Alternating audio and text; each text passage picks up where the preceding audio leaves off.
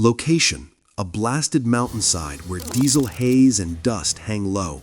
The tunnel mouth, a dark rectangle in rock. Foreman John Keller stands by the rig at first light, gloves on, headset slack around his neck. He watches the giant boring head spin in precise, patient circles, the kind of machine that eats stone and leaves a tunnel behind. Then, loud and without the warning of complaint, the bit grinds, judders, and the whole rig shudders to a stop 40 feet in.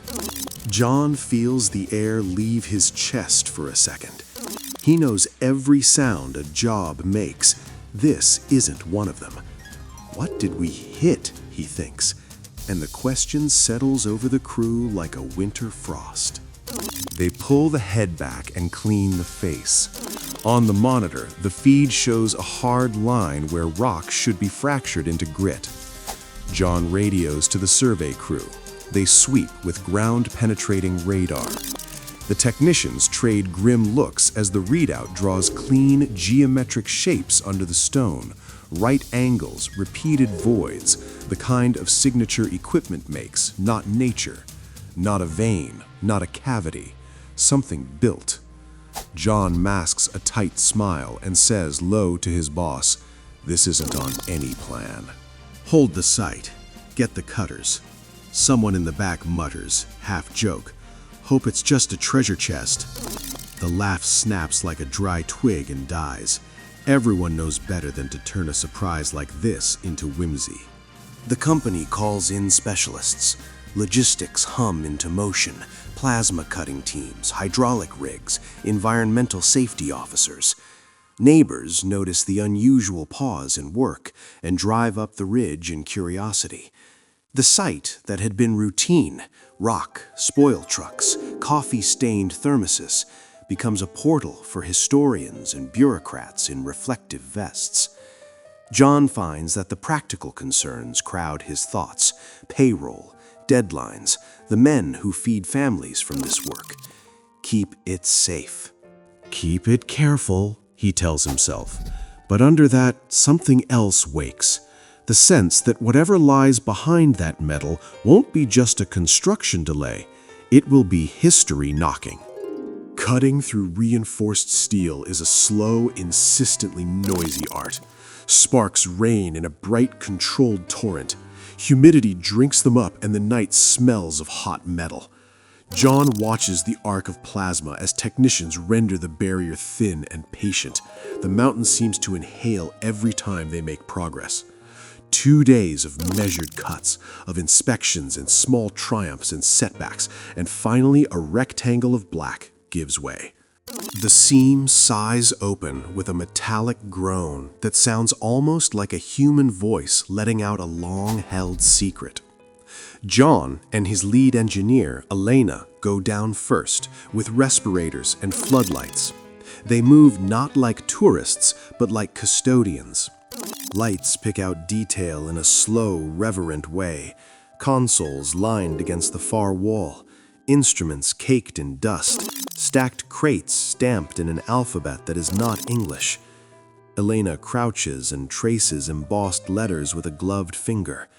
"Cyrillic," she says softly, as if the word itself were a fragile thing. John thinks of school books and old newsreels he'd watched with his grandfather. The Cold War's bleak outline felt distant, historical. Here, the past is tactile. A rusted switch, a powdered leather strap, a console whose glass is spiderwebbed but intact. He radios the surface with steady tones. No weapons visible. Human remains possible. We need forensics and archaeology on site. Lock down access. The calm in his voice is a rope. Men below anchor to it. Deeper in, past a reinforced blast door the size of a small truck, they find what turns professional curiosity into a solemn hush. The door resists generations of rust and time, but hydraulic force and joint work open it at last. Inside, in dim light, figures slumped at consoles are visible, clothing fused to frames, skeletal remains slouched as if sleep had lasted a half-century. At a nearby table, a battered logbook lies tipped open.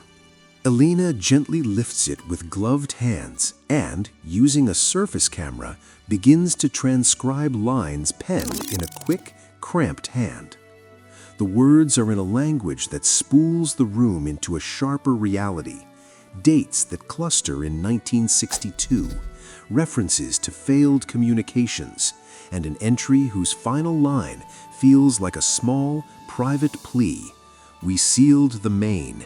No answer above. Air grows thin. We remain. It is not the uniforms or the machinery alone that hurts John. It is the ordinary human attempts inside them. A coffee cup ring frozen in dust, a child's photograph slipped into a ledger, notes that plead for some mercy the world did not provide. He feels absurdly like an intruder who's walked into someone else's final, unfinished sentence. He orders the site secured, not from ceremony, but from respect. They will not take souvenirs. They will not let the scene become entertainment. This is now a forensic and historical site, he tells the assembled supervisors. And that phrase changes everything. The project stops, contracts are suspended, the mountain becomes an archive. Once stories escape the cordon, they travel. Journalists and historians arrive with questions and soft protocols. Forensic teams work patiently to identify the remains. DNA tests and cross-border archives unspool the human elements from bureaucracy and rust. Diplomats and military historians are called. The shelter is dated and contextualized, a stay-behind unit prepared during the Cuban Missile Crisis, a contingency built into rock to survive what leaders feared. That such a place could be omitted from modern maps becomes a painful lesson about how records fray and why vigilance matters.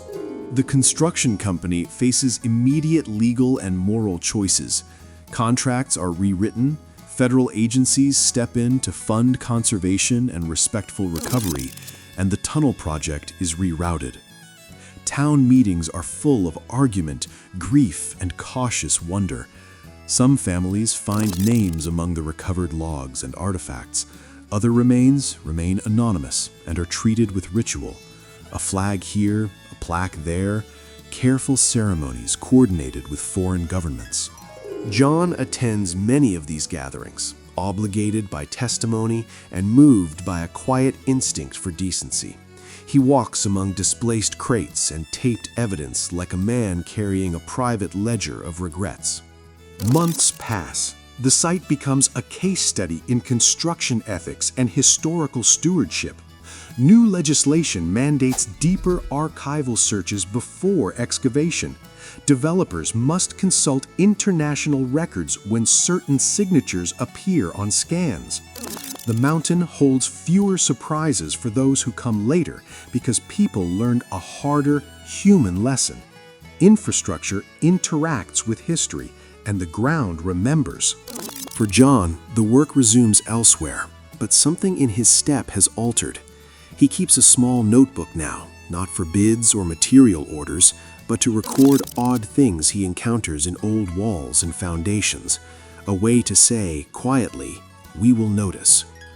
When he stands at the road and looks up at the sealed chamber, this time cordoned with a respectful marker and a plaque, he thinks of the men and women who never left, of the last scrawled words in that logbook. He remembers the moment the drill first stopped, and he hears again the long metal groan as the door gave. He knows he was the hand that opened a story that the mountain had been keeping. The final measure of the discovery is small and human.